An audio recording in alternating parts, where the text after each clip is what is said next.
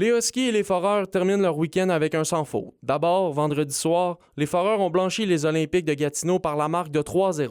Le gardien du Vert et Or, Émile Beaunoyer, a repoussé les 28 tirs dirigés contre lui, signant son premier jeu blanc dans le circuit. Un blanchissage collectif selon le portier des Foreurs. Tout le monde était content pour moi, puis les gars, la dernière fois, on l'a échappé à la fin, puis ça arrive une autre fois cette année qu'on l'a échappé à 20 secondes de la fin. Fait que tous les gars étaient super contents pour moi de pouvoir vivre ça, puis ils ont fait une super job en avant de moi samedi pour m'aider à l'avoir. Samedi, la troupe de Maxime Desruisseaux a poursuivi son week-end victorieux en disposant du Titan d'Acadie Bathurst par la marque de 4-2.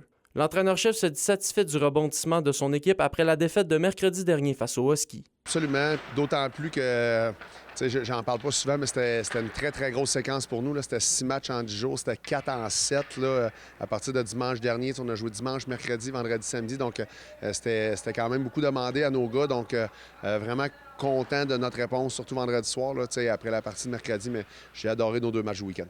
De leur côté, les Huskies se sont aussi montrés dominants. Ils ont dévoré le Titan d'Acadie Bathurst vendredi soir, l'emportant par la marque de 9-3. Dans la victoire, le natif de Val-d'Or, Elliot Ogonovski, a inscrit un tour du chapeau. Dès le lendemain, la Meute a signé un 4e gain de suite en défaisant les Olympiques de Gatineau par la marque de 4-3 en tir de barrage. Pour l'entraîneur-chef des Huskies, Steve Hartley, l'équipe a été chercher 4 gros points.